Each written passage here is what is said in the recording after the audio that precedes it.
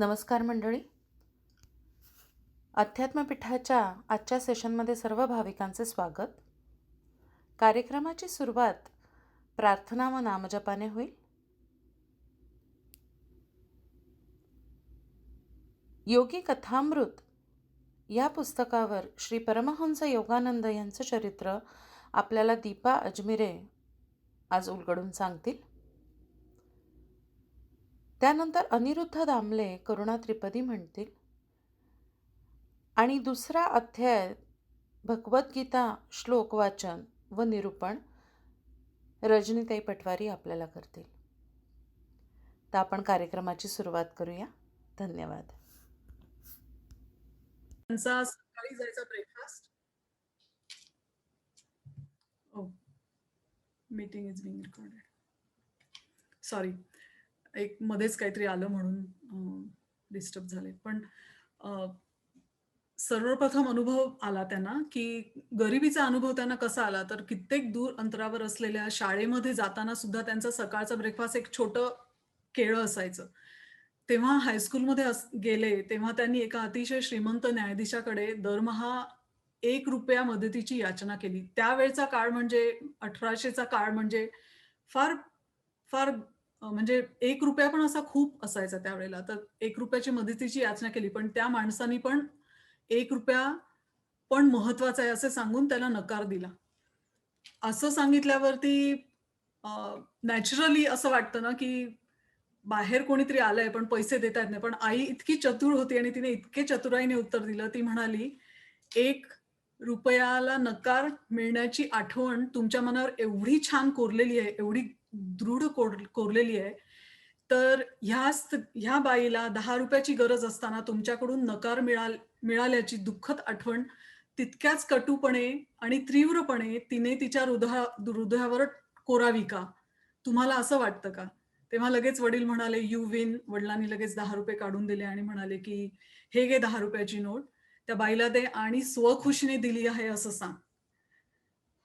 तर त्यांचे वडील हे अतिशय शिस्तप्रिय होते आणि कोणत्याही बाबतीत निर्णय ते दोन्ही बाजूचा विचार करून घेत असत. सत्ता आणि अधिकार प्राप्त करण्यासाठी त्यांनी कधीच पैशाचा वापर केला नाही. त्यांनी कित्येक वर्षे नोकरी करून केली आणि ते रिटायर पण झाले आणि रिटायर्ड झाल्यानंतर काही वर्षांनी एकदा त्यांच्या ऑफिसमध्ये हिशेब सगळे जमा खर्चाचे हिशोब केल्यावरती ऑफिसमध्ये लक्षात आलं, की त्यांनी कधीच बोनससाठी ॲप्लिकेशन केलं नव्हतं. तर त्यामुळे कंपनीने त्यांना त्या काळी ₹1,25,000 चा चेक पाठवला. 1,25,000 म्हणजे खूप पैसे झाले त्या काळचे. म्हणजे आत्ताचे काय कदाचित मिलियन किंवा बिलियन होऊ शकतात ते. तर तो चेक त्यांनी बँकेत टाकला आणि घरच्यांना ते सांगायचे विसरले आणि जेव्हा त्यांच्या मोठ्या मुलांनी एकदा बँकेमध्ये ट्रान्झॅक्शन बघितले, तेव्हा त्यांनी त्या वडिलांना विचारलं. तर तेव्हा वडील असं म्हणाले, की "ह्या पैशाने काय हुरळून जायचं? इतकं घेण्यासारखं आहे ना छोट्या-छोट्या वाक्यात, की या पैशाने काय हुरळून जायचं? ज्याचे ध्येय समानता ठेवण्याचे आहे, त्याला फायदा झाल्याने अ, आनंदून जात तो फायदा झाल्याने आनंदून जात नाही, की तोटा झाल्याने अपसेटही होत नाही. त्याला माहीत असतं, की मनुष्य जेव्हा हे म्हणजे किती खरं आहे, की मनुष्य जेव्हा ह्या जगात येतो, तेव्हा त्याच्याजवळ एक दमडीही नसते आणि ज्यावेळी आणि जातेवेळी ₹1 तो बरोबर घेऊन जात नाही. तर हे त्यांनी इतकं छान सांगितलंय, मला पटकन सापडलं तर मी तुम्हाला वाचून दाखवते या पुस्तकामध्ये. कुठे गेलं ते?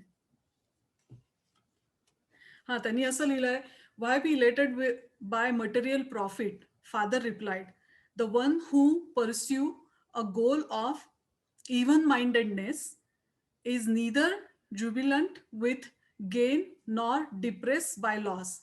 He knows that man arrives penniless in this world and departs without a single rupee."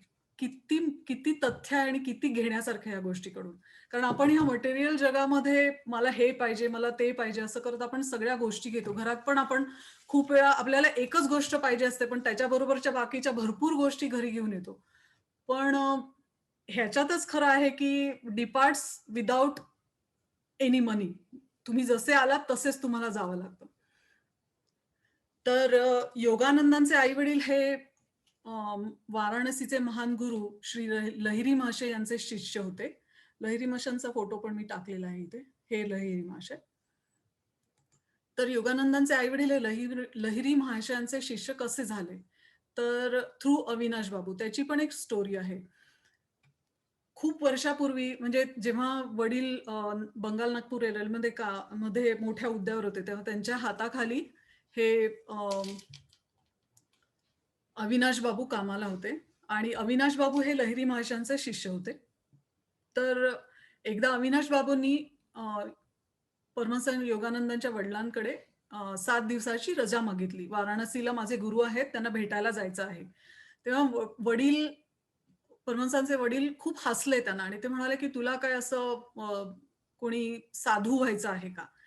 जर तुला आपला उत्कर्ष घडवून आणायचा असेल, तर ऑफिसच्या कामात जास्त लक्ष दे." असा त्यांनी उपदेश केला.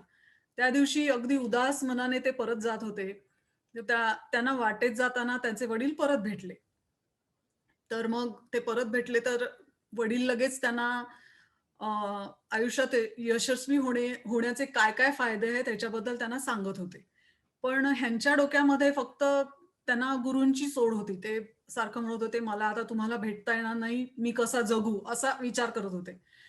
तर पुढे जात असताना एका शांत तिथे एक मैदान होतं. त्या मैदानाच्या किनाऱ्यावर ते पोहोचले आणि तिथे गेल्या-गेल्या त्यांच्यापासून अगदी थोड्या अंतरावर त्यांच्या गुरूंनी म्हणजे ह्या लहिरी महाशयांनी अ, स्वतःला प्रकट केलं आणि ती प्रकट झालेली आकृती सगळ्यांनी बघितली. म्हणजे त्या दोघांनी बघितली आणि ते लहिरी महाशय म्हणाले, की "Bhagwati you are too hard on your employee." अ, एकदम म्हणजे असं हे एकदम अचानक असे निघून आले आणि जसे आले होते तसे ते पटकन निघूनही गेले. तर अ, या वडिलांना खूप आश्चर्य वाटलं आणि ते लगेच त्यांचा विचार बदलला आणि ते म्हणाले, की "अविनाश, मी तुला रजा देतो. एवढेच नव्हे तर मी स्वतः उद्या तुझ्याबरोबर बनारसला येईन. तुझे गुरु लहिरी महाशय हे इच्छेनुसार दृश्य देह धारण करू शकतात आणि तुझ्यासाठी मध्यस्थी करू शकतात. त्यांना मला भेटायलाच पाहिजे आणि मी माझ्या बायकोलाही घेऊन येईन आणि अ, जर मला तुमच्या कार्यामध्ये त्यांनी मला दीक्षा दिली तर बरं होईल. असं करून त्यांनी प्रार्थना केली त्यांना आणि मग ते म्हणाले, की आपण जरूर जाऊया आणि अशा प्रकारे ते लहिरी माशांना भेटायला गेले आणि जेव्हा ते लहिरी माशांना भेटले, तेव्हा लहिरी माशा हे परत सेम वाक्य म्हणाले, की "Bhagwati you are too hard on your employee." आणि मग नंतर म्हणाले, की "मला खूप आनंद झाला. तू अविनाशला माझ्याकडे येण्यास परवानगी दिलीस आणि तुम्ही दोघंही आमच्याकडे आलात." त्यानंतर आई-वडिलांनी त्यांची दीक्षा घेतली. तर असा असा सगळा म्हणजे लहिरी महाशय आहेत, त्यांचे शिष्य आहेत ते युक्तेश्वरजी. हे युक्तेश्वरजी हे शिष्य आहेत परमहंस योगानंदाचे. म्हणजे मी आधीच्या स्लाइडमध्ये तुम्हाला जिथे दाखवलंय. तर हे युक्तेश्वरजी हे लहिरी महाशयांचे अ, शिष्य आहेत. लहिरी महाशय त्यांचे गुरु. तर लहिरी माशांचं आणखीन ह्या पुस्तकामध्ये त्यांनी पहिले आई-वडिलांचं थोडंसं आयुष्य सांगितलं आणि त्यानंतर एका एका वेळेस त्यांनी असं सांगितलं, की 8 वर्षाचे जेव्हा परमहंस योगानंद होते, तेव्हा त्यांना एशियाटिक कॉलरा झाला. आता अ, कॉलरा म्हणजे त्यावेळेचा फार महाभयंकर रोग होता. अ, डॉक्टरांनी सुद्धा हात टेकले होते. त्यांच्या बिछाण्याजवळ आई आई त्यांना अगदी आर्ततेने सांगत होती, की "तू त्यांच्या फोटोकडे पहा आणि त्यांना विनंती कर. त्यांना मनापासून नमस्कार कर." आईला हेही कळत होतं, की ते अ, सॉरी परमहंस योगानंद इतके थकलेले आहेत, की त्यांना हात वर करून नमस्कार करायला पण जमणार नाहीये. पण आईने असं सांगितलं, की "तू जर खरोखर दृढ भक्ती दाखवलीस आणि मनाने त्यांच्यापुढे गुडघे टेकलेस, तर तुला जीवदान नक्कीच मिळेल." आणि तसं जेव्हा परमहंस योगानंदांनी केलं, तेव्हा डोळे दिपवून टाकणारा एक प्रकाश त्यांना दिसला आणि त्यांचं जे शरीर व सारी खोली व्यापून टाकली त्या प्रकाशाने आणि मग त्यांचं ते मळमळणं आणि अ, रोगाची जी लक्षणं होती ती एकदम नाहीशी झाली आणि ते बरे झाले. त्यांच्या अंगात एकदम ताकद आली आणि आईलाही ते दिसलं हे त्यांच्याही लक्षात आलं. कारण आई म्हणाली, "बघ तुला." लहिरी मावश्यांना ती आई म्हणाली, की "हे गुरुदेव, तुमचे किती उपकार मानू. तुमच्या तेजाच्या प्रभावाने माझा मुलगा आज बरा झाला, वाचला." तर हा एक त्यांनी चांगला अ, गोष्ट सांगितली आहे. त्याच्यानंतर त्यांचा एक तिसरा चॅप्टर आहे तो त्यांच्या my mother's death and mother's death बद्दल त्यांनी सांगितलेलं आहे. पण मी ते सांगत नाहीये तुम्हाला. पण त्याच्यामध्येच एक त्यांनी एक गोष्ट सांगितली ती त्याच्या पुढची गोष्ट आहे की सेंट विथ टू बॉडीज. तर सेंट विथ टू बॉडीज हे स्वामी परमानंद हे बघा हे प्रणवानंद. तर हे 2 देह धारण करणारे श्री स्वामी प्रणवानंद. आता ह्याच्यामध्ये परमहंस योगानंदांचं असं होतं, की त्यांना लहानपणापासून असं वाटत होतं, की माझा गुरु असावा आणि ते गुरुच्या शोधासाठी फार असे तळमळत होते. तर त्यांनी खूप वेळा असे प्रयत्न केलेत, की घरातून पळून जायचं हिमालयाला आणि तिथे आपण त्यांचं असं असं मानणं होतं, की हिमालयाला गेल्यावरतीच त्यांना त्यांचा गुरु मिळेल. आणि त्यांना अशी स्वप्नही पडली होती. त्यामुळे ते असे पळून जायचा प्रयत्न करायचे. पण मग आता त्यांना बनारसला म्हणजे त्यांना काशीला जायचं होतं. तर त्यांनी वडिलांना सांगितलं, की "मी जर घरी परत यायचं प्रॉमिस केलं, तर तुम्ही मला काशीला मला तुम्ही काशीला जायला द्याल का?" तेव्हा परमहंस योगानंद 12 वर्षाचे होते आणि वडील लगेच म्हणाले, की "काशीला माझे मित्र केदारनाथ बाबू राहतात. त्यांच्याकडे माझं ऑफिसबद्दलचं काम आहे. तर मी तुला एक पत्र देतो, ते त्यांना द्यायचं आहे आणि माझ्याकडे त्यांचा पत्ता नाहीये.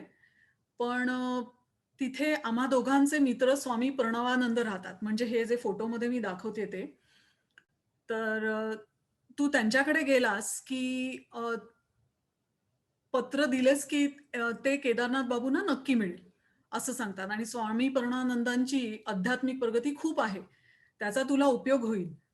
अ, असं ते सांगतात आणि परमहंस योगानंद जेव्हा वाराणसीला जातात, तेव्हा ते लगेच स्वामी प्रणवानंदांकडे जातात.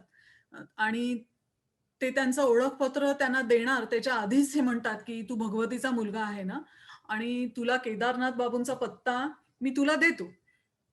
आणि असं म्हटल्यावरती ह्यांना खूपच आश्चर्य वाटतं, की मी अजून काहीच बोललो नाही, माझं पत्रही त्यांनी वाचलं नाही आणि अचानक ओळखलं. मग ते मग हे प्रणवानंद थोडं थोडंफार त्यांच्या वडिलांबद्दल बोलतात, म्हणजे परमहंस योगानंदांच्या वडिलांबद्दल बोलतात आणि मग ते ध्यानात मग्न होतात. तर ते असंच विचारतात, की "तुम्हीच केदारनाथ बाबू काय?" आणि त्यांचा जसा घाबरल्यासारखा होतो. तर ते म्हणतात, "हो, मीच तो. तू भगवतीचा मुलगा आहे ना, तुला भेटण्याकरता इथे तू मला भेटण्याकरता इथे आला आहे ना." तर ह्यांना कळतच नाही आणि ते म्हणतात, "तुम्हाला कसं कळलं, की मी इथे आलेला आहे?" तर तर ते म्हणतात, की "आज सगळंच काही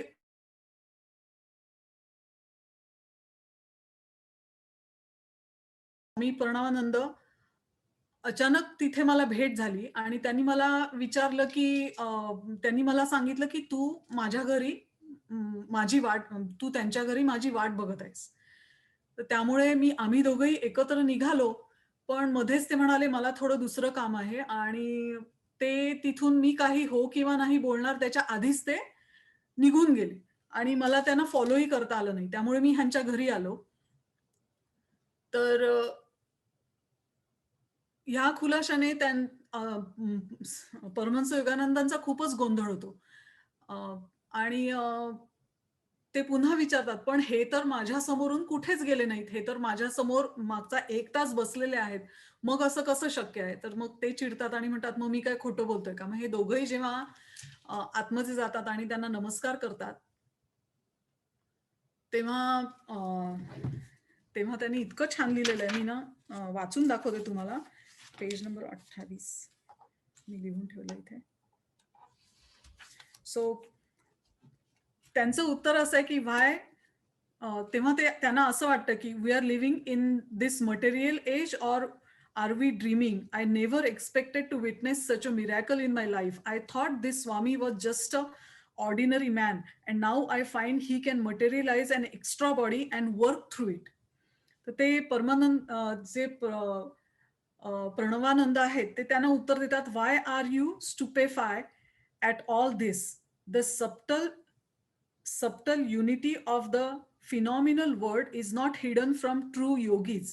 I instantly see and converse with my disciples in distant Kolkata. They can similarly transcend at will every obstacle of gross matter. म्हणजे किती आपल्याला खरं वाटणार नाही, पण हे सगळं शक्य आहे. आणि हे स्वतः जेव्हा आपण आपला डिव्होट करून घेतो, तेव्हा तुम्हाला स्वतःला अनुभवायला मिळेल. पण तेवढी तुमची इच्छाशक्ती पाहिजे. हे फार महत्वाचं आहे. तर हे असं म्हणजे अशा गोष्टी त्यांनी बऱ्याच दिलेल्या आहेत. तर त्यांचा मी मागेच म्हटलं, की त्यांनी पळून जायचा प्रयत्न केला होता. तर त्यांनी पळून जायचा प्रयत्न केला होता. त्यांचा एक मित्र होता अमर आणि त्या अमरबरोबर त्यांनी पळून जायचा प्रयत्न केला होता. तर जेव्हा ते पळून गेले, तर तो प्रयत्न त्यांचा असफल झाला आणि त्यांना घरी परत येता आलं. पण त्यांनी एक ह्यांच्याबद्दल एक छान सांगितलंय, की त्यांचा एक रामू नावाचा एक शिष्य आंधळा होता. अ, त्यांची अ, तो आंधळा होता आणि तो गुरुदेवांची अतिशय एकनिष्ठपणे भक्तिभावाने सेवा करायचा. एक दिवस सकाळी रामूला त्यांनी विचारलं, की विचारायचे केवलानंदनी ठरवले आणि ते म्हणाले, की आपले गुरुजी एवढे शक्तिमान आहेत, त्यांना त्यांना जर तू विचारलंस, विनंती करून पहा की तुला दृष्टी यायला पाहिजे म्हणून. तर जेव्हा तर ते जाऊन तो रामू आहे तो जाऊन गुरुजींना विचारतो, की "या साऱ्या ब्रह्मांडाचे तेज आपल्यामध्ये समाळलेले आहे. तर ते तेज माझ्या डोळ्यांना आपण आणावे," असं तो सांगतो. ह्या भाषेत तो सांगतो. तर ते शिष्य ते गुरु म्हणतात, की "रामू मला अडचणीत टाकण्यासाठी कुणीतरी तुला तयार केलं आहे. माझ्या ठिकाणी रोगव्याधी बरी करण्याची अशी काही शक्ती नाही." पण मग रामू लगेच म्हणतो, की "महाराज पण आपल्या ठिकाणी वास करीत असलेल्या परमेश्वर नक्कीच ती बरी करू शकेल." तर असं सांगितल्यावरती ते म्हणतात, की "ते वेगळं आहे, पण परमेश्वराच्या शक्तीला ते म्हणतात, की "परमेश्वराच्या शक्तीला मर्यादा नाही. जो निरनिराळ्या अ, आपल्या ताऱ्यांना, ग्रहांना अ, प्रकाशमान करू शकतो, तो नक्कीच तुझ्या डोळ्यांना दृष्टी पण देईल." गुरुजी रामूला सांगतात, की "तुझ्या कपाळाच्या समोर 2 भुवयांच्या मध्ये कुटस्थ म्हणतात ह्या आपल्या तिसऱ्या डोळ्याला. तर त्या भुवयांमध्ये ते त्यांना स्पर्श करतात आणि म्हणतात, की तुझे मन हे या ठिकाणी तू केंद्रित कर आणि 7 दिवस राम नामाचा जप कर." आणि ॲक्चुअली 7 दिवस त्यांनी रामनामाचा जप केल्यानंतर त्याला पहिल्यांदा दृष्टी येतो. तो जन्मापासून आंधळा असतो, पण त्याला पहिल्यांदा दृष्टी येते आणि तो सगळं बघू शकतो. तर सांगायचं तात्पर्य असं आहे ह्याच्यामध्ये, की लहिरी महाशयांनी हे जे सारे चमत्कार करून दाखवले, त्यात त्यांनी अहंकाराचा कुठेही उपयोग केला नाही. त्याच्यात त्यांचा कुठल्याही प्रकारचा अहंकार नव्हता. त्यांनी पेज नंबर 46 मध्ये एक खूप छान लिहिलेलं आहे. त्याच्यावर मी मार्क करून ठेवलं होतं. The ego principle, ahankar, is the root cause of delusion. Huh, is a root cause of dualism of the seeming separations between man and his creator.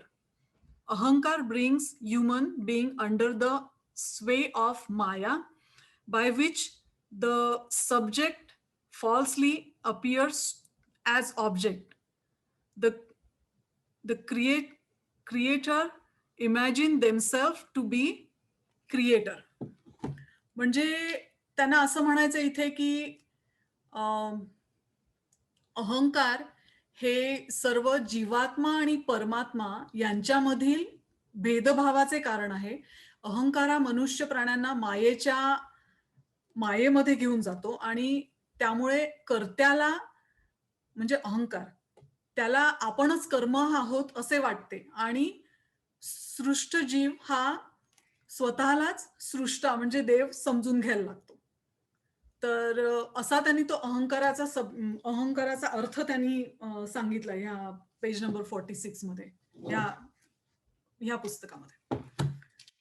घेण्यासारखं खूप आहे या पुस्तकामध्ये. फक्त ते असं खूप असं छोटं-छोटं असं परत-परत वाचलं की मग लक्षात यायला लागतं.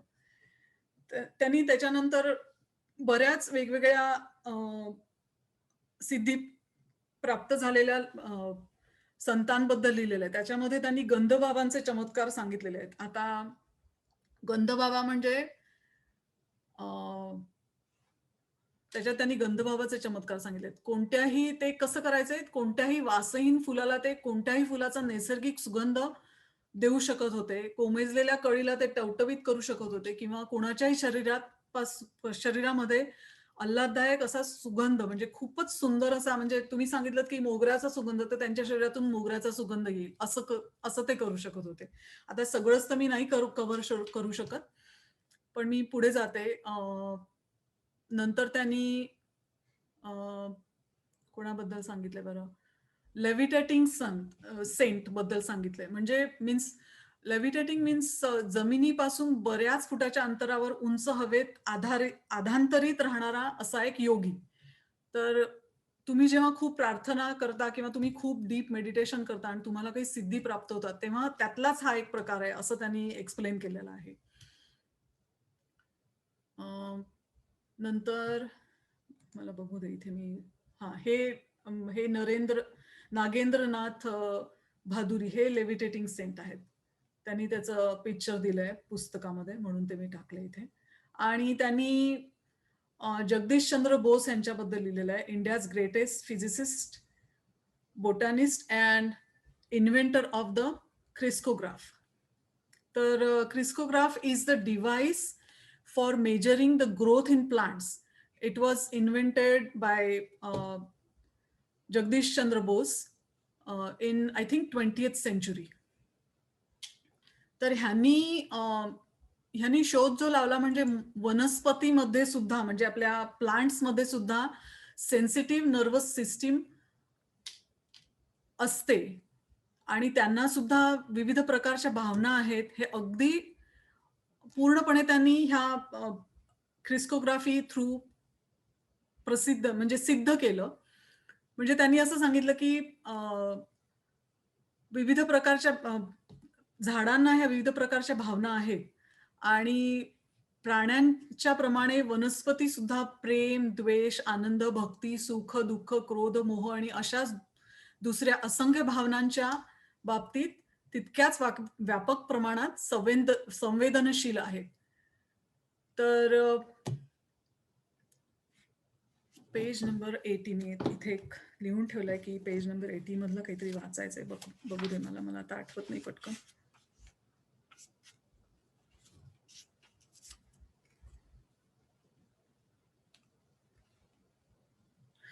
सो त्यांनी हे सिद्ध करताना जेव्हा हे जे परमहंस योगानंद तिथे गेले होते, तेव्हा ते त्यांना म्हणाले, की "you saw how any slight outside interference is detrimental to the sensitive tissues." Bose remarked. "Watch, I will now administer administer chloroform and then give an antidote." तर म्हणजे त्यांनी पहिले वनस्पतीला क्लोरोफॉर्म लावला. त्यामुळे वनस्पतीचं सगळं शांत झालं. ती हालचाल होत नव्हती आणि मग पुन्हा अँटिडोट दिल्यावरती वनस्पतीची वाढ व्हायला लागली. म्हणजे त्यांनी इतकं इतकं क्रिस्कोग्राफचं त्यांनी जे संशोधन केलं, त्याच्यामध्ये त्यांनी वनस्पती आणि प्राणी यांना एकाच वेळी औषध देऊन त्यांचे दोघांच्या शरीरावरील परिणाम नोंदले. तेव्हा त्या नोंदीमध्ये एक विलक्षण असा साम्य त्यांना आढळून आलं आणि मानवी शरीरामधील प्रत्येक घडण ही वनस्पतीच्या शरीरामध्ये अगोदरच केलेली आढळून आली त्यांना. तर वनस्पतीवरचे प्रयोग प्रयोग केल्याने मानवी आणि प्राणी मात्रा यांच्या शरीरातल्या यातना थोड्याफार कमी होऊ शकतात, असंही त्यांनी म्हटलं. तर हे त्यांच्याबद्दल त्यांनी ह्या पुस्तकात लिहिलेलं आहे. मला वाटतं आज आपण इथेच थांबावं. कारण ह्याच्या पुढे मी तुम्हाला नेक्स्ट टाईम आता पुढच्या गुरुवारी मी अवेलेबल नाहीये. पण त्याच्यानंतर मी चॅप्टर 10 पासून आपण आज साधारण 9 चॅप्टर कंप्लीट केले ह्या पुस्तकामधले. आणि परमहंस योगानंदबद्दल म्हणजे हे पुस्तक असं वाचायला लागलं, की एक वेगवेगळे असे छान गोष्टी त्यांनी सांगितल्या, गोष्टीरूप सांगितलेलं आहे. पण त्याचे अर्थ कळायला फार कठीण कठीण जातात. पण ते पुन्हा-पुन्हा वाचलं, की अतिशय सोप्या रूपाने आपल्याला कळू शकतात आणि म्हणजे असं आहे ना, की आपण जितका विश्वास ठेवू देवावर आणि खरं म्हटलं तर देवावरतीच प्रेम करावं असं मी म्हणेन. कारण आपल्याला हे सगळं दिसतं, पण आपल्याला हवा दिसत नाही. तसंच आपल्याला देवही दिसत नाही, खरं म्हटलं तर. तर आज मी इथेच थांबते. अजून पुढच्या वेळेस आपण ह्या पुस्तकातला चॅप्टर 10 म्हणजे जेव्हा परमहंस योगानंद त्यांच्या गुरूंना भेटतात, तिथपासून पुढचं आपण चालू करूया. आणि thank you very much for watching this and hearing this कारण मला फार बरं वाटतंय, की माझ्या गुरूंनी जे कार्य फार पूर्वीपासून चालू केलं, त्याच्यात थोडाफार का होईना पण माझा हात लागतो आणि तुमच्यापर्यंत मी त्यांना पोहोचवू शकते. Thank you very much. Thank you. Thanks to you. ॐ पार्थाय प्रतिबोधितां भगवतां नारायणेन स्वयं व्यासेन ग्रथितां पुराणमुनिनां मध्ये महाभारतम् अद्वैतामृतवर्षिणीं भगवतीम् अष्टादशाध्यायिनीम् अम्ब त्वाम् अनुसन्ददामि भगवत् गीते भवद्वेषिणीम् नमोऽस्तु ते व्यासविशालबुद्धे फुल्लारविन्दायतपत्रनेत्र येन त्वया भारततैलपूर्ण प्रज्वालितो ज्ञानमयप्रदीपः प्रपन्नपारिजाताय स्तोत्रवेत्रैकपाणये ज्ञानमुद्राय कृष्णाय गीतामृतदुहे नमः वसुदेवसुतं देवं कंसचाणूरमर्दनं देवकी परमानन्दं कृष्णं वन्दे जगद्गुरुम्.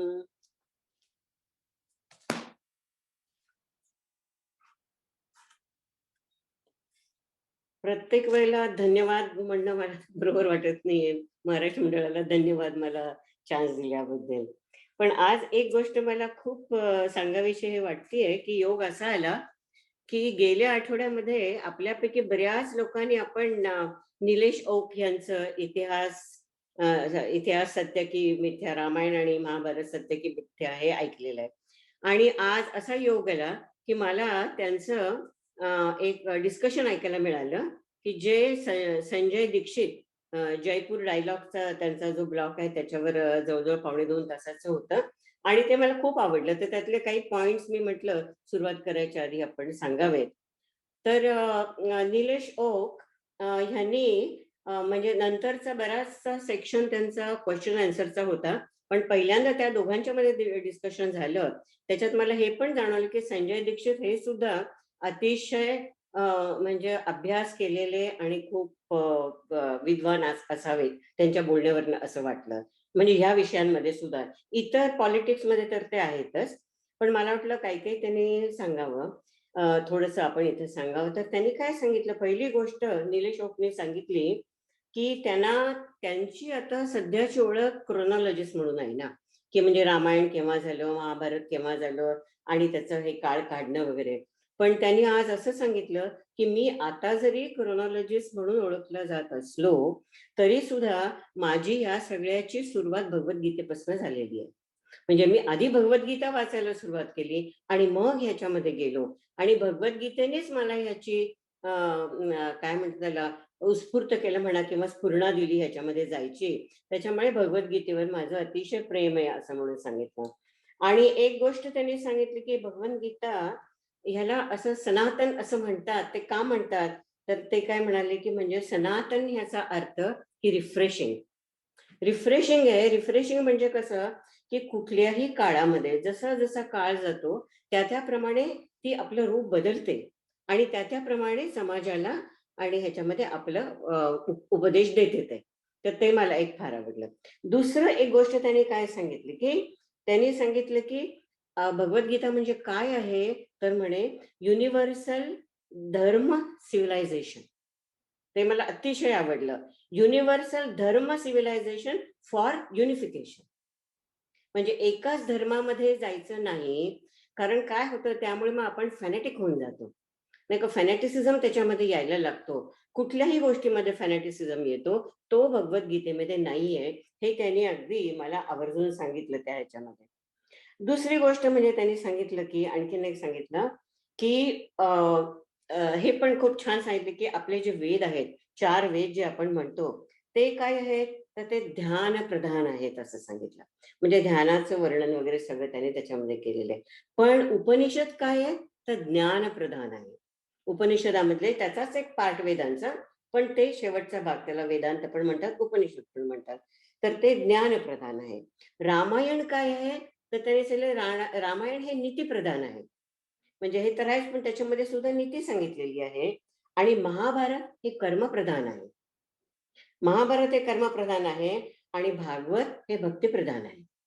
तर असे आपले वेगवेगळे जे ग्रंथ आहेत ते असे आहेत. पण त्यांनी सांगितलं की भगवद्गीता ही साम्य योग आहे, साम्य प्रधान आहे म्हणून सांगितलं. या सगळ्याचा योग त्यांनी त्याच्यामध्ये आणलेला आहे. त्याच्यामध्ये काय ध्यान आहे, ज्ञान आहे, भक्ती आहे, सगळं आहे, समता आहे, ते सगळं त्याच्यामध्ये आलेलं आहे असं त्यांनी सांगितलं. आणि आणखीन एक गोष्ट सांगितली, ही दीक्षितांनी सांगितलेली होती, की तुलसी रामायण हे गोष्टी रूपाने आपल्या समोर मांडलेलं आहे. म्हणजे तुलसीदासांचं सांगितलं, कारण मला वाटतं त्यांचं म्हणजे आयुष्य जास्त करून नॉर्थ साईडला गेलेलं असणार, जयपूरला वगैरे. आणि आपल्याला माहितीये की नॉर्थ साईडमध्ये तुलसी रामायण भयंकर प्रसिद्ध आहे. आणि आपल्याकडे जसं ज्ञानेश्वरी वगैरे आपण हे करतो, त्याप्रमाणे तिथे ते लोक तुलसी रामायणाला ते अतिशय भक्त आहेत. तर त्यांनी सांगितलं की तुलसी रामायण हे गोष्टी रूपेने सांगितलेली भगवद्गीता आहे. ते पण मला एक खूप आवडलं. म्हणजे त्याच्यामध्ये आणि खरंच आहे ते, की आपण जर समजा तुलसी रामायण बारकाईने पाहिलं आणि वाचलं ना, तर आपल्याला प्रत्येक त्यांच्या ज्या चौपाई आहेत, दोहे आहेत, सोरठे आहेत, छंद आहेत, त्याच्यामध्ये एक एक ह्याच्यामध्ये भगवद्गीता कुठून कुठून भरलेली आहे त्याच्यामध्ये. तर हे आपल्याला जाणवतं. पण आपण त्याच्याकडे नुसतं एक गोष्ट म्हणून पाहिलं की राम असे होते, सीता अशी होती, त्यांचं लग्न झालं, मग ते वनवासामध्ये गेले, रावणाने पळवलं वगैरे वगैरे गोष्ट आपल्याला माहिती आहे. तसं पाहिलं तर आपण त्याच स्तरावर राहतो मग. पण त्याच्या आत जर घुसायचं असेल आपल्याला, तर आपल्या लक्षात येतं की रामायण हे गोष्टी रूपाने सांगितलेली भगवद्गीता आहे. आणि आणखीन एक गोष्ट विशेष म्हणजे काय, की स्थितप्रज्ञ हा जो शब्द आहे, तो आधी कुठेही आलेला नव्हता. आता आपल्या ह्याच्यामध्ये येईल पुढे, तेव्हा मी सांगेन त्याच्याबद्दल जास्ती, की तो शब्द कॉइन केलेला जो आहे, तो विशेष कॉइंड भगवद्गीतेमधला आहे. आणि दुसरं म्हणजे यज्ञ. ते पण आपल्याला 3ऱ्या अध्यायामध्ये, 4थ्या अध्यायामध्ये येईल, तेव्हा आपण त्याच्याबद्दल बोलू. आणि दुसरं म्हणजे सांगितलं की शेवटचा जो श्लोक आहे, यत्र योगेश्वर कृष्णो यत्र पार्थो धनुर्धर तत्र श्री विजयो भूतीर ध्रुवा नीतीर मतिर्मम. म्हणजे ह्याचा अर्थ काय, जिथे भगवान श्रीकृष्ण आहेत आणि जिथे अर्जुन आहे, तिथे काय आहे, सक्सेस तर आहेच आहे, विभूती पण आहेच आहे, नीती आहे, ध्रुवमती आहे, सगळं आहे. पण त्यांनी त्याची जोड अशी केलेली आहे की कृष्ण म्हणजे विजडम. कृष्ण म्हणजे आपण अशी एक व्यक्ती समजू नये कधी. कृष्ण म्हणजे विजडम आणि अर्जुन म्हणजे ऍक्शन. नुसती ऍक्शन पण कामाची नसते. आणि नुसता विजडम म्हणजे मन आणि बुद्धी यांची जेव्हा युती होते, यांचा जेव्हा योग होतो, तेव्हा ते खरं ठरतं. आणि हे सगळं कशावर चाललेलं होतं भाष्य, म्हणजे हाऊ टू लिव्ह. भगवद्गीता आपल्याला काय शिकवते, how to live this life. त्याच्यामध्ये सोडायचं काही नसतं. आणि दिस इज जस्ट काय म्हणतात त्याला, ऍटिट्यूडनल चेंज त्याला म्हणतात. ऍटिट्यूड फक्त आतून आपला ऍटिट्यूड चेंज करायचा आहे. आपल्याला ना घरदार सोडायचं आहे, ना हा संसार सोडायचा आहे, जे आपल्याला मिळतंय ते सोडायचं आहे, ना आपली नोकरी सोडायची, ना पैसा सोडायचा, ना मुलं बाळं सोडायची, काही सुद्धा सोडायचं नाहीये. फक्त ऍटिट्यूड आपला कसा चेंज करायचा, आणि ते सांगितलं. आणि आणखीन एक, जसं रामायणामध्ये पण सांगतात त्याचप्रमाणे भगवद्गीतेमध्ये पण सांगितलेलं आहे. असं त्यांचा अनुभव त्यांनी सांगितला. कोणी? निलेश ओकणे. निलेश ओकणे त्यांचा अनुभव सांगितलं की जेव्हा जेव्हा मला आयुष्यामध्ये काही प्रॉब्लेम आला आणि जेव्हा जेव्हा काही मला कळेना की मी काय करावं, तेव्हा मी बसून नुसतं भगवद्गीतेचं पुस्तक समोर घेऊन असं उलटायचं पान आणि त्या पानावर बरोबर माझ्या प्रश्नाचं उत्तर मला मिळायचं.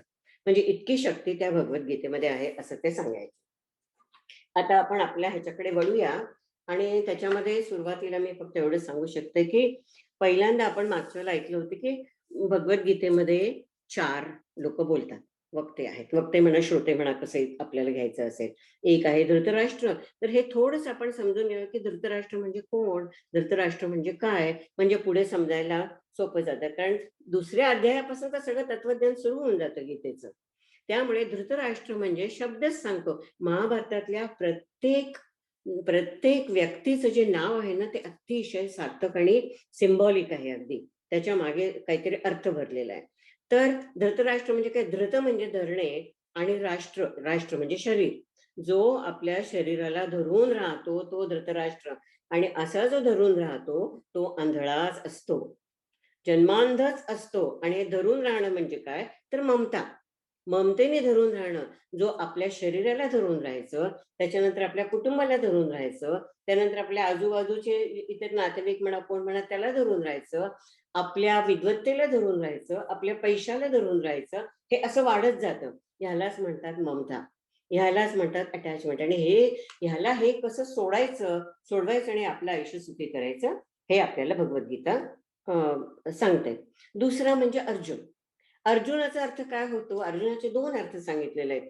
एक अर्थ हा सांगितला आहे की ज्याला अर्जन करायची इच्छा असते तो अर्जुन.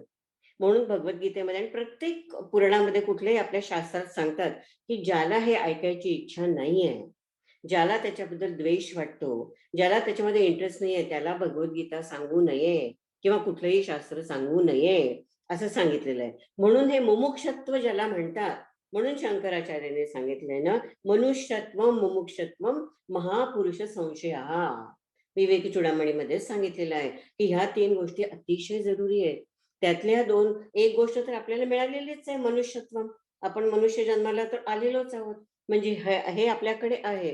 आणि मुमुक्षुत्वम म्हणजे काय म्हणतात त्याला, आपल्या मनामध्ये ते समजण्याची जागृती जेव्हा होते आपल्या बुद्धीमध्ये, मनामध्ये, त्याला म्हणतात मुमुक्षुत्वम. आणि ते मुमुक्षुत्वम केव्हा येतं ते पण आता याच्यामध्ये आपल्याला पुढे येईल. तर हे अर्जुनामध्ये आलेलं आहे. कारण अर्जुन कसा असतो? अर्जुन सात्विक असतो, धार्मिक असतो, सामर्थ्यवान असतो, म्हणून त्याच्यामध्ये ते मुमुक्षुत्व आलेले. पण कन्फ्युजन असतं, डिल्युजन असतं. कारण हे धार्मिकता आणि हे याच्यामध्ये त्याचा संयोग करणं किंवा त्याची साकड घालणं हे थोडं कठीण असतं. तर ते त्याला कळेल असं होतं अर्जुनाला की असं कसं, धर्म तर हे सांगतो आणि हा तर मला हे करायला सांगतोय, मग हे कसं, युद्ध मी करू का नको? हे जे डिल्युजन होतं, मोह, ह्यालाच म्हणायचं मोह. हा मोह आणि त्याला ग्रासून टाकलेलं असतं. म्हणून जो अर्जुन आहे की ज्याला अर्जन करायची इच्छा आहे, आणि अर्जुनाचा दुसरा अर्थ आहे की रज्जू म्हणजे दोरी, की ज्याला दोरीने बांधलेले, म्हणजे आपण जे कर्माच्या दोरीने बांधलेले असतो त्याला अर्जुन म्हणायचं. म्हणजे आपण सगळे अर्जुनच आहोत. पण आपल्यामध्ये आपली ही अर्जुनता आपल्याला जागवायची आहे आणि आपल्याला त्या दृष्टीने अर्जुन बनायचं आहे. म्हणजे आपल्याला हे येतं. आता तिसरा असतो संजय. संजय म्हणजे काय? सम्यक जय. म्हणजे ज्याच्यामध्ये सम्यक म्हणजे ज्याच्या मनाची स्थिरता झालेली आहे, म्हणून तर तो एवढी भगवद्गीता ऐकू शकतो. हे भाग्य दुसऱ्या कोणालाही मिळालेलं नाहीये. संजयला मिळालेलं आहे व्यासांच्या कृपेने, जय झालेला असतो त्याचा. त्याच्यामुळे तो संजय म्हणजे ज्याच्यामध्ये निष्काम भावना असते, तो निस्पृह असतो आणि सद्गुणी असतो, सात्विक असतो, तो असतो संजय, सम्यक जय. आणि जेव्हा माणूस असा होतो तेव्हा तो कुणाच्या संघामध्ये असतो त्याने काही फरक पडत नाही. धृतराष्ट्राबरोबर असतो जो की आंधळा असतो, इतका ममतेमध्ये गुरफटलेला असतो, पण संजयामध्ये त्याचा काही फरक पडत नाही. आणि शेवटचा असतो भगवान श्रीकृष्ण.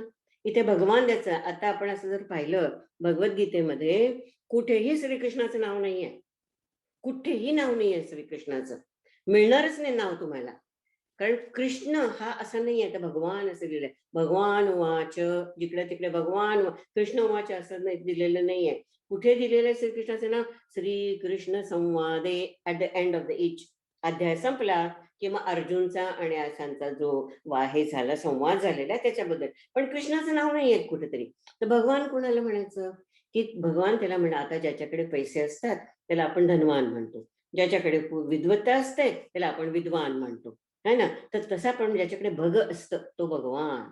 आता भग म्हणजे काय? ज्याच्याकडे 6 गुण असतात: यशः, श्री, औदार्य, ज्ञान, वैराग्य, ऐश्वर्य. हे जे 6 गुण आहेत की जे सगळ्याचं काय म्हणतात त्याचा क्लायमॅक्स असतो सगळ्या गोष्टींचा. म्हणजे कसं, आपण बघतो सर्वसाधारण ज्यांच्याकडे खूप पैसा असतो ते अतिशय चिकू असतात.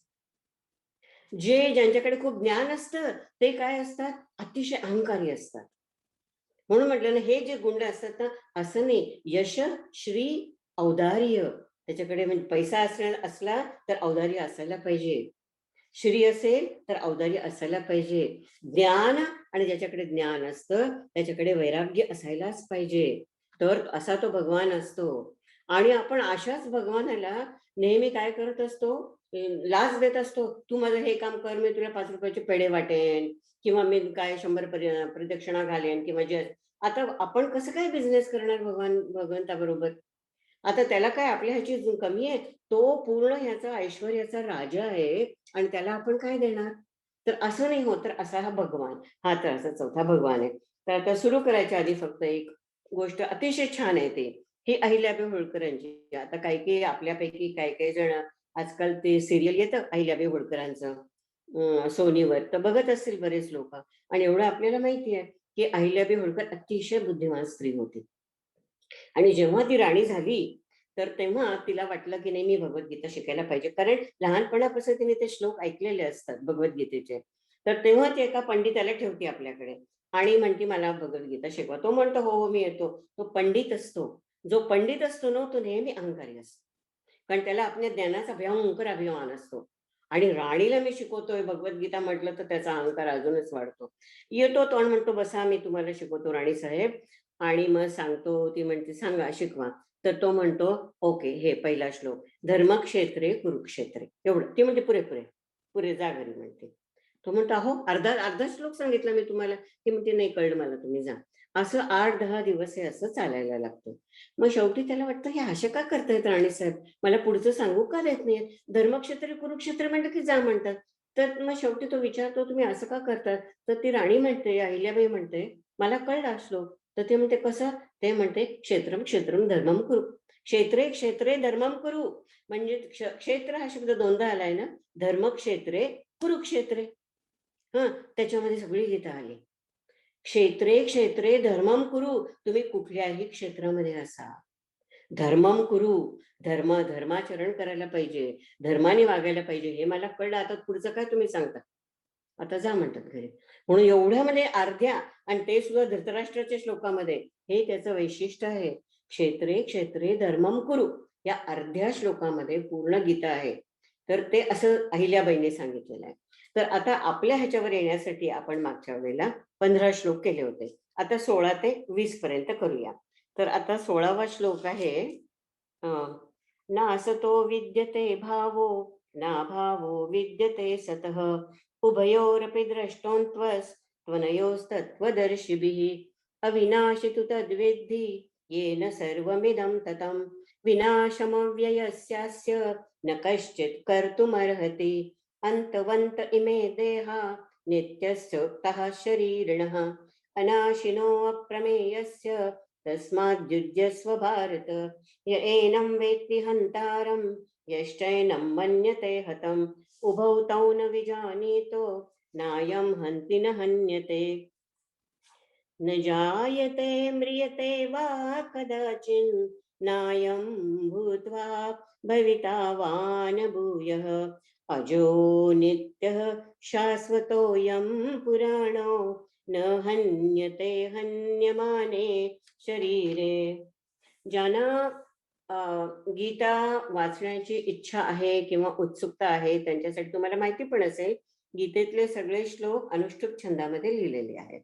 आता अनुष्टुप छंद म्हणजे आता शास्त्रांत ते एक शास्त्र होतं की कुठलेही ग्रंथ कसे लिहायचे, छंदामध्ये का लिहायचे वगैरे वगैरे असं. तर हे सगळे श्लोक अनुष्टुप छंद म्हणजे एकेका ओळीमध्ये 16 अक्षरं असतात आणि टोटल पहिल्या आणि दुसऱ्या ह्याच्यामध्ये 32 असतात. तर आपल्याला हे म्हणायला म्हणून ते जर आपल्याला माहिती नसेल ना तर म्हणता येत नाहीत आपल्याला श्लोक. का 8 झाले अक्षर की बरोबर तिथे तोडायचं. पुष्कळदा ते तोडणं असतं ना ते एखाद्या शब्दाच्या मध्ये पण येऊ शकतं.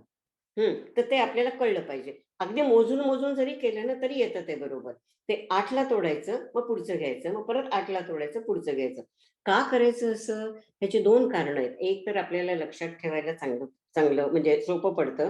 दुसरं म्हणजे ऐकायला पण कानाला छान वाटतं कारण ते आपल्याला त्या चालीमध्ये म्हणतो. आणि सगळ्यात महत्त्वाची गोष्ट म्हणजे आपण जर त्या पद्धतीने जर गीता म्हणली तर आपोआप प्राणायाम होतो. तर ते प्राणायामाचं एक तंत्र आहे त्याच्यामध्ये की तुम्ही ही गीता ही अशा अशा तऱ्हेने म्हटली की तुम्हाला वेगळा प्राणायाम करायची गरज नाही पडत, पण त्या पद्धतीने त्या तंत्राने म्हटली की ती अशी होतं. तर आता आपण आतापर्यंतच्या ह्याच्यामध्ये पाहिलं मागच्या ह्याच्यामध्ये की श्रीकृष्ण आता बोलायला सुरुवात केली आहे श्रीकृष्णांनी, नाही का? म्हणजे गीतेचं तत्व सुरू झालेलं आहे आता. आणि कुठून सुरू केलं श्रीकृष्णाने? श्रीकृष्ण म्हणतात की कारण अर्जुनाचं सगळ्यात मोठं हे काय होतं, भीती काय होती की मला पाप लागेल, असं कसं मारू मी? आणि आपल्याला अर्जुनाचं पहिल्या अध्यायातलं म्हणणं तंतोतंत पटतं. खरंच आहे. आपल्याला जर आपल्यावर जर अशी वेळ आली उद्या की सांगितलं की तुझा बाप समोर आला, आई समोर आली, कोणी आले, ह्याला मारा, आपलं नाही धैर्य होणार. त्याच्यापेक्षा मी सहन करेन काहीही. माझ्यावर काहीही संकट येते पण आई वडिलांना नको किंवा मुलांना किंवा नवरा बायकोला कोणालाही, कोणी आप्त जे असतात आपले ते.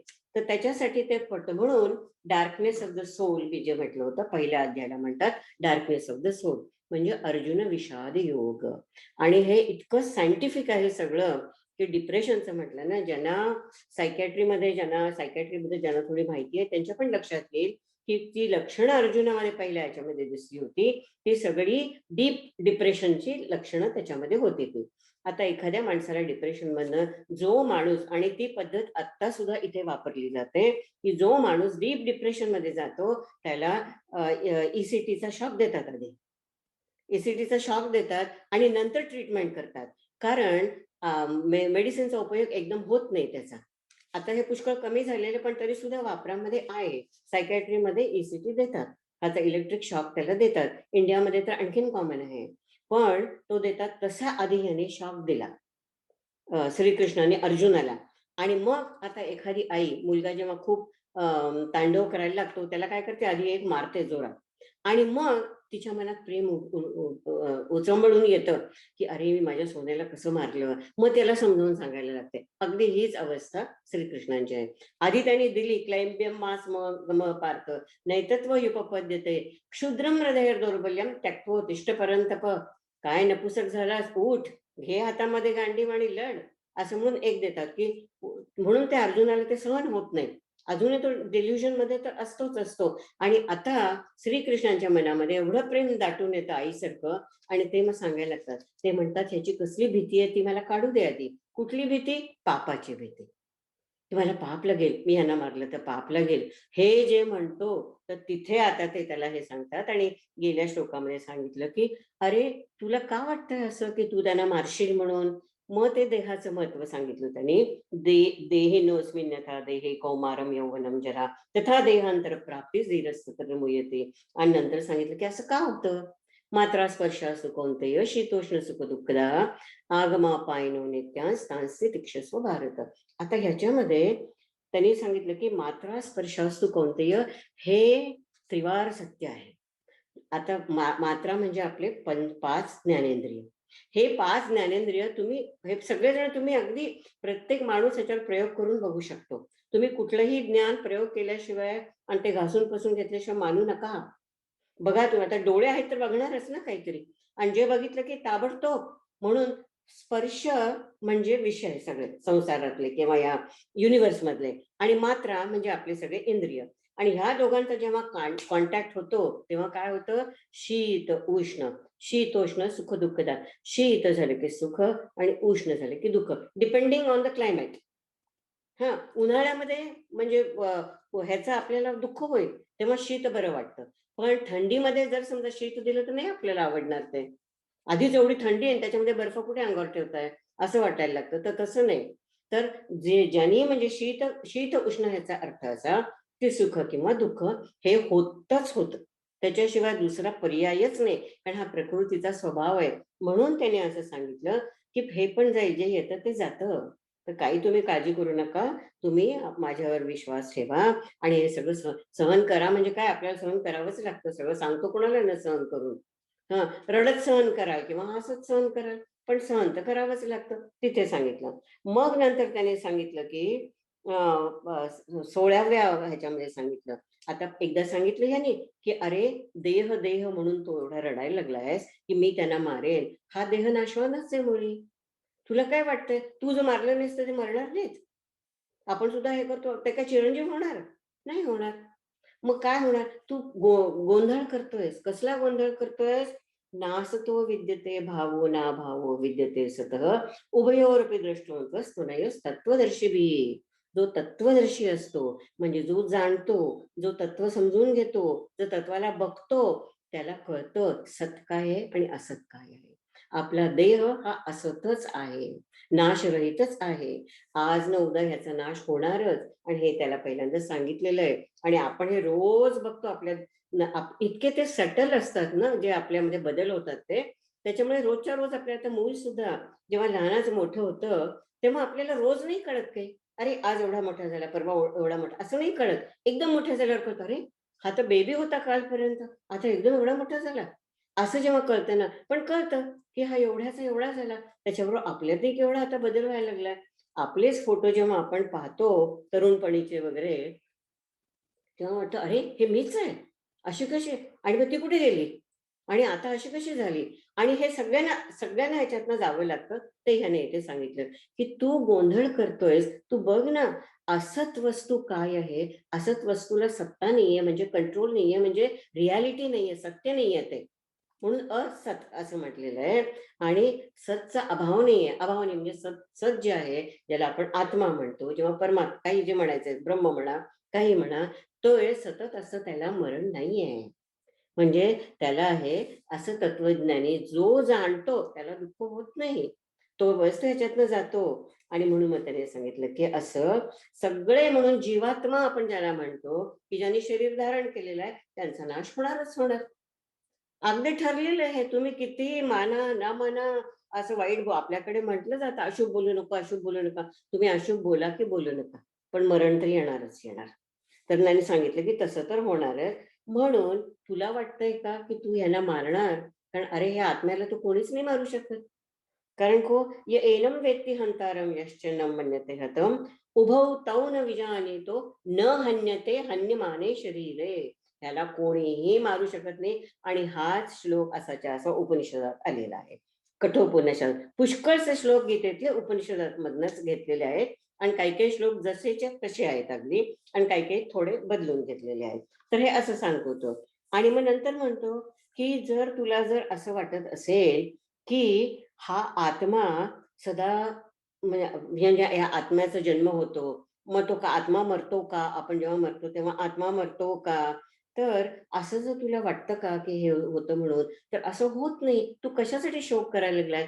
जे शरीर आपलं आहे, हे आपले शरीर दोन भागांनी बनलेलं आहे.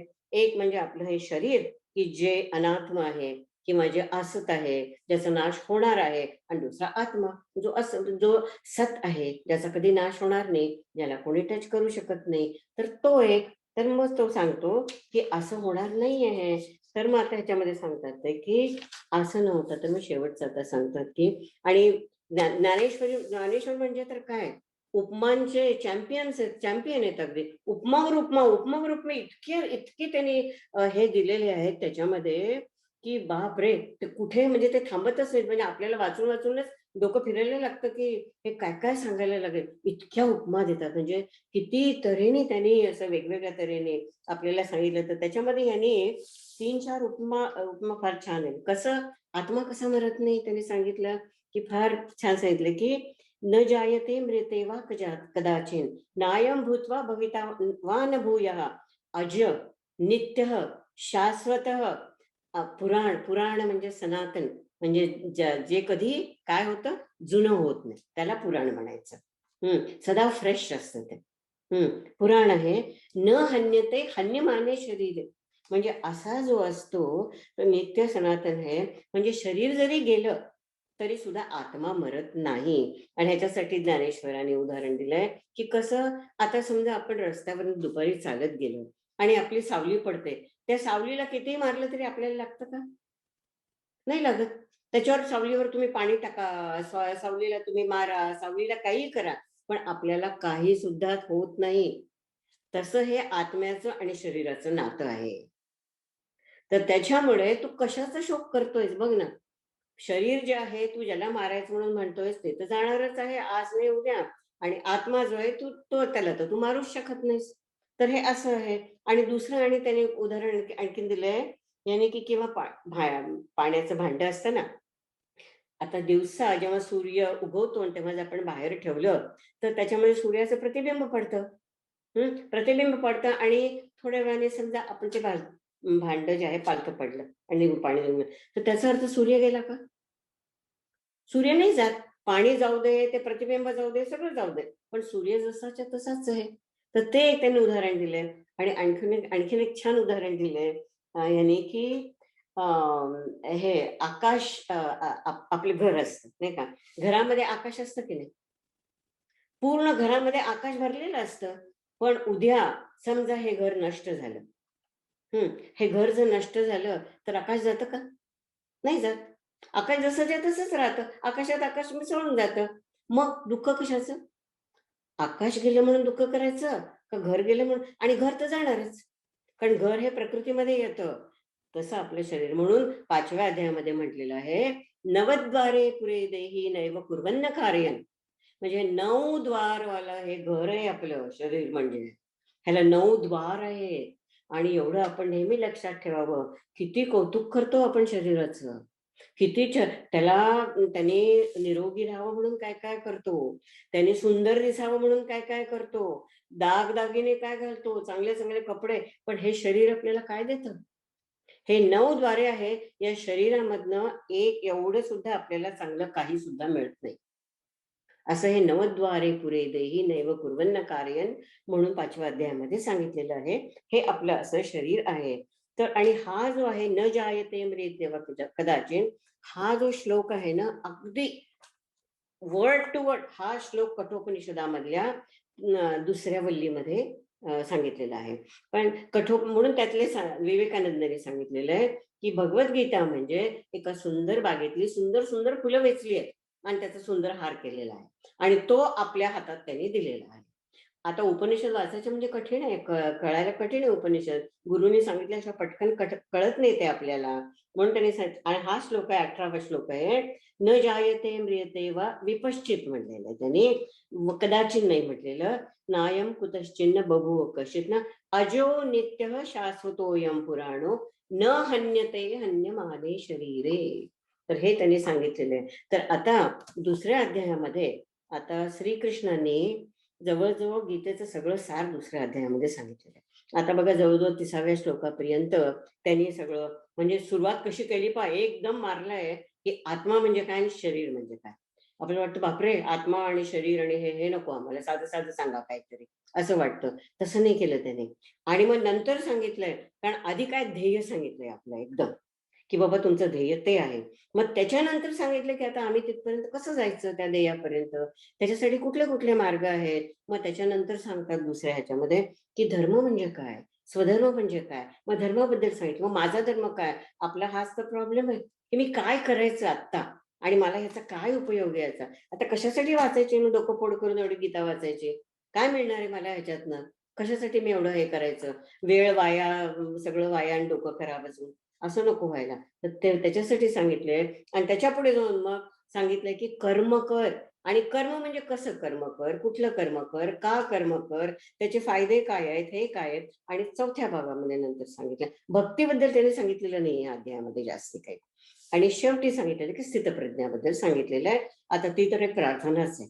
स्थितप्रज्ञ लक्षणं जी दिलेली आहेत त्यांनी ती तर एक 20-18 श्लोक आहेत आणि 2 अर्जुनाचे प्रश्न आहेत त्याच्यामध्ये, असे टोटल 20 आहेत.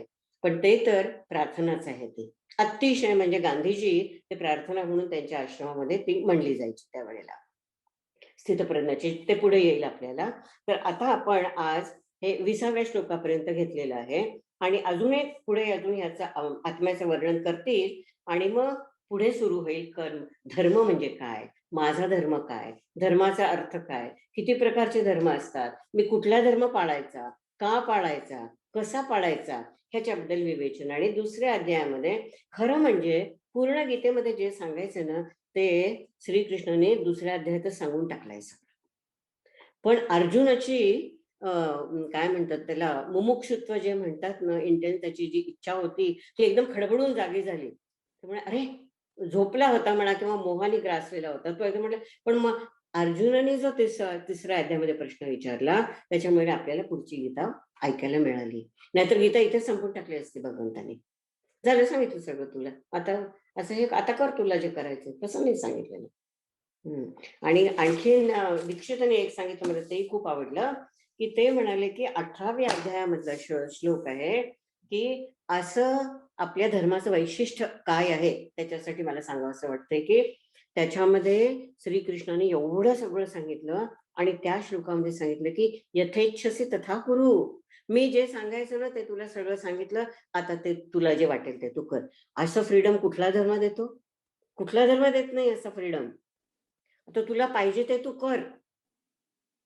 मी जेवढं सांगायचं तुला सगळे योग सांगितले, सगळे मार्ग सांगितले, सगळे ध्यान योग, ज्ञान योग, कर्मयोग, भक्ती योग, सगळे योग सांगितले, सगळं सांगितलं. आता तुला पाहिजे ते कर. यथेच्छसी तथा कुरु, हे अगदी गीतेचं अगदी वैशिष्ट्य आहे. हे पूर्ण त्यांनी मुभा दिली अर्जुनाला आणि अर्जुनही तेवढाच पक्का शिष्य होता. इतका पक्का शिष्य होता. आपल्यासारखा असं तर म्हणाल कळलं मला सगळं कळलं, तुम्ही सांगितलेलं, आता मला माहितीये काय करायचं, तर आता मी लढतो म्हणून. तसं नाही म्हणत अर्जुन. नष्टो मोहो स्मृतिर्लब्ध्वा त्वत्प्रसादान् मयाच्युत स्थितोऽस्मि गत संदेह करिष्ये वचनम तव. काय केवढा सुंदर श्लोक आहे हा. हा पण अगदी प्रार्थनासारखा, म्हणजे त्याच्यावर ध्यान करावं असा श्लोक आहे हा. अर्जुन फक्त एवढंच म्हणतो की भगवंता माझा मोह गेला, आता तुमच्या उपदेशाने माझा मोह गेला.